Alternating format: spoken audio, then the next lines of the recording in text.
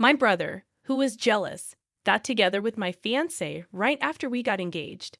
I told the entire family about it, and now they're cutting ties with both of them. I'm a 23-year-old guy who recently got engaged. Within just 2 weeks, my fiancé Riley, also 23, ended things and slept with my older brother Adam, 27, on the night of our engagement. It was awful because Adam tried to make me feel bad about it. Riley and I had been together for nearly 3 years, and things seemed great until she betrayed me with Adam, who I've never gotten along with. I was devastated and ended things with Riley over text, blocking her and changing the locks to keep her out of the house we shared. Growing up, Adam was always a bully, and our single mom had her hands full just trying to keep things together. My dad passed away when I was young, so Adam spent more time with him than I did. Our uncle, my dad's brother, became a father figure to me, but Adam was always my mom's favorite, intensifying our rivalry. I struggled with insecurity and felt like a loser compared to Adam, who excelled in sports and academics. College was a fresh start where I could finally be myself without Adam's shadow looming over me. My uncle supported me financially through college, which allowed me to blossom into a confident person. Despite Adam's absence and animosity, I thrived without him in my life. We only saw each other during holidays or when we came back home for birthdays. It had been years, and that was the arrangement we stuck to. We didn't consider ourselves family beyond the walls of our house, but there were times I reached out, like when he lost all of his money a couple of years back. He had quit his job to start a business, which failed badly. Our uncle and mother had to step in to help him out of debt. He had to move back in with our mom for a while until he found another job, which wasn't as good as his old one. He felt embarrassed living with our mom in his 20s.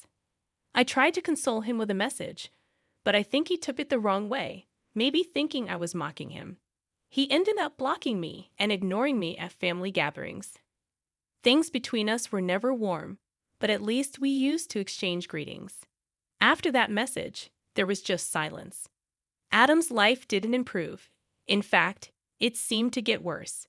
He struggled with the failure of his business, switching jobs multiple times afterward. His appearance and demeanor deteriorated visibly at family events. He either drank heavily or sat in silence, lost in his thoughts. I genuinely felt sorry for him when I saw him struggling. Despite our rocky past, it was hard to harbor animosity towards someone facing such difficulties. My uncle always tried to involve him in our gatherings, but Adam seemed disinterested, often leaving early. I started bringing Riley to these events after we'd been together for a year. She knew about Adam and showed concern for him, but there wasn't much we could do. Fast forward to our engagement party 2 weeks ago, held at my uncle's house. I'd cleared it with him beforehand and proposed to Riley in his beautiful garden. She said yes, and we rejoined the celebration indoors. I noticed Adam leaving shortly after the announcement, but I was caught up in the festivities and didn't dwell on it. Riley and I had a wonderful evening and returned home, where she didn't mention anything unusual about Adam's behavior. We were both tired and a bit tipsy, so I fell asleep quickly, only waking briefly to use the bathroom. When I saw Riley still on her phone, she said she was just sharing the news with a few friends, which seemed harmless enough. I didn't suspect anything unusual and went back to sleep soon after. However, 2 days later while I was at work, I received a barrage of texts from Adam. It was unexpected since he had blocked me previously. The messages were screenshots of his conversation with Riley, where they were planning to meet up and hook up, which they eventually did. Their conversation began with Adam reaching out to congratulate Riley on our engagement. She asked him why he left the celebration early, and he spun a tale about feeling out of place and not wanting to intrude on my happiness. He painted himself as a sad figure, hoping for sympathy from Riley. She, in turn, consoled him, telling him there's someone out there for him and apologizing on our behalf if he felt bad. Adam then started flirting with Riley, who reciprocated.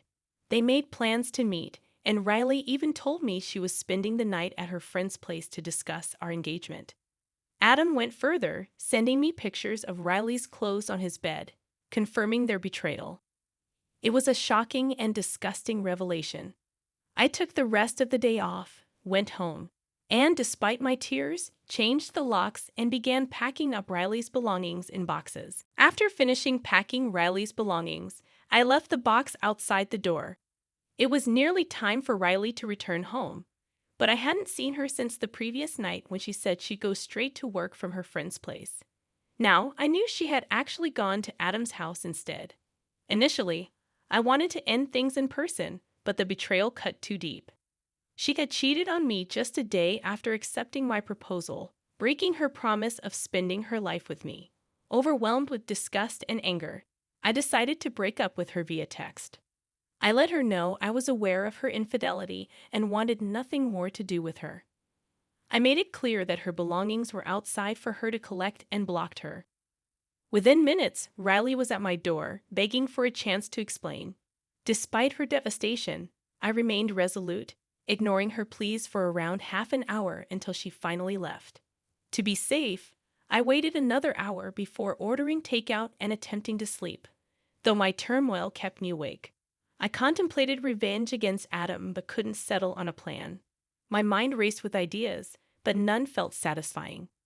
Feeling overwhelmed and without a clear plan, I took the easy route and shared the screenshots of Adam's betrayal with everyone in the family. I simply forwarded the evidence and then turned off my phone, seeking solace in sleep. I hadn't outlined any conditions or expectations to my relatives. Their reactions were entirely their own. To my surprise, everyone responded with sympathy, expressing their shock and vowing to cut Adam off completely. They rallied around me, offering comfort and support, everyone except my mom. She remained silent for the first few days after receiving the message, but eventually visited me, visibly upset. Instead of consoling me like the others, she came to discuss my actions. While she understood my hurt and anger towards Adam, she believed I shouldn't have made the incident public. She reminded me of Adam's struggles, a failed business, no stable prospects, and a lackluster love life. My mom lamented Adam's downfall, recalling his promising youth. In contrast, she noted, I had surpassed expectations, finding success in both my career and relationships. My mom speculated that Adam's actions stemmed from jealousy, which wasn't news to me. I've built a successful career in architecture, earning a high salary through hard work and dedication. If Adam had researched his business venture properly instead of rushing into it, he might not be struggling financially, earning less than half of what I make. As my mom discussed Adam's situation, it felt like she was trying to justify his actions. I interrupted her, questioning if she was excusing Adam's betrayal simply because his life was tough.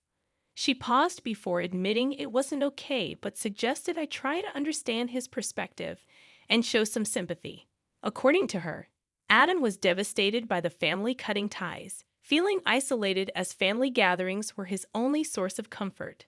She seemed to expect me to feel sorry for him, but I couldn't muster any sympathy. He had betrayed both Riley and me, so he deserved the consequences, and I had no compassion left for him. However, my mother believed I should take the higher road and try to convince everyone to give Adam a second chance. She even suggested I reach out to Adam to clear the air. I adamantly refused, telling her it was absurd to expect me to reconcile with someone who intentionally destroyed my relationship. I snapped at her, accusing her of favoritism, even if she didn't overtly show it. I reminded her that if the roles were reversed, she wouldn't be so understanding. Our argument escalated into a heated exchange, and she stormed out, declaring she wouldn't speak to me until I made amends with Adam. Since then, my relatives, especially my uncle, have been checking in on me regularly. Riley has also been sending me messages, hoping to reconcile or at least start a conversation. I haven't responded to Riley yet, nor have I blocked her, though I know it's inevitable. Surprisingly, the only person I haven't heard from since our argument is my mother, and weighs heavily on me. While growing up, I never felt like my mom played favorites between me and Adam, but her recent actions suggest otherwise. I'm content with my life at the moment, but I value my relationship with my mother. However, I struggle to reconcile her perspective on Adam and Riley's betrayal. I'm torn between wanting her in my life and disagreeing with her stance. What are your thoughts on my decision to share proof of Adam and Riley's infidelity with my family? Update. I appreciate the support and advice from everyone who commented on my original post. It's reassuring to know I'm not alone in feeling hurt by my mother's reaction. I've decided not to reach out to anyone, and I finally confided in my uncle about my mother's favoritism towards Adam. It's a relief to have someone in my family who understands. While my mother's favoritism wasn't always glaringly obvious, it was unmistakably there. My uncle acknowledged feeling terrible about what happened, understanding the depth of my feelings for Riley and the betrayal I experienced. Despite this, Riley didn't hesitate to betray our relationship by getting involved with Adam, which was disheartening. However, I've managed to find some solace in the fact that perhaps I dodged a bullet by not being with someone capable of such betrayal. Although I haven't completely moved on from Riley, I know I'll eventually get there. What concerns me more is my strained relationship with my mother. If she continues to defend Adam and victimize him, I fear reconciliation may be impossible. My uncle advised me to let go of any hope for reconciliation with my mother, suggesting that she's unlikely to change her stance. He pointed out her regular visits to Adam since the family cut ties, which stung, considering the impact Adam's actions had on me. Despite this, I recognize there's little I can do to change the situation. Acceptance and letting go are lessons my uncle has taught me, and I suppose that's what I'll have to do. Despite my attempts to reason with my mother, it seems futile. However, my attempts to reason with her were futile. She seemed more focused on ensuring Adam received all the support he needed, which I found disappointing but unsurprising. Update. It's been nearly 2 weeks since I ended things with Riley. Initially, she bombarded me with texts almost every other day, presumably hoping to reconcile. However, she eventually stopped, realizing her efforts were in vain. I have no interest in hearing her side of the story. In my eyes, cheating is inexcusable. Yesterday, Riley reached out, expressing a desire to collect her belongings. This time, I responded, agreeing to her request. I figured it was time to handle this matter pragmatically. She arrived around noon, visibly distressed and avoiding eye contact. We maintained a tense silence as she packed her things, me on the couch, and her focused on her task. After she finished, she bid goodbye, and although I had many unspoken thoughts, I simply returned the farewell before retreating to my phone. She didn't deserve more than a curt goodbye, and once she left, it felt oddly liberating. Blocking her number was the final step, ensuring I wouldn't be reminded of her presence in any way. To celebrate this newfound freedom, I indulged in watching our favorite movie alone. Still no word from my mother, but I'm gradually accepting the situation. It's becoming clearer that she would never truly support me over Adam. My uncle shared a similar experience, having also clashed with her recently while defending me. They're currently not on speaking terms either. It's baffling to see my mother sacrifice her relationships with both of us to defend Adam, despite knowing his true character. But if that's her choice, then so be it. Update. It's been a month since my last post, and looking back, I realize how much I've grown. I no longer dwell on my mother's lack of affection. I've come to see her and my brother as equally selfish and delusional. Cutting ties with them both has been a blessing. I'm grateful to be free from their toxicity. Neither of them deserved someone like me, just as Riley didn't. I always knew I was too good for them, and if they couldn't see that, it's their loss. I refuse to feel guilty about the fact that our family no longer talks to them or invites them to events. They've severed all ties with us, and honestly, I couldn't be happier about it. Since Riley came to collect her belongings and I blocked her, we haven't spoken. Most of our mutual friends also distanced themselves after learning the truth about our broken engagement. Despite this, my mother attempted to reach out recently, still refusing to acknowledge any wrongdoing on her part. In our last conversation, she continued to defend Adam, claiming he was suffering from clinical depression.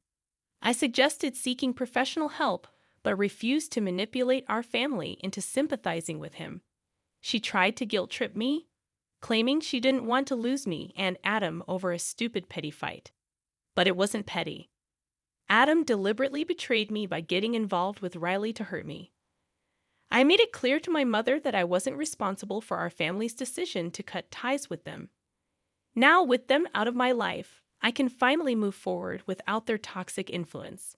They can deal with the consequences of their actions while I focus on my own well-being.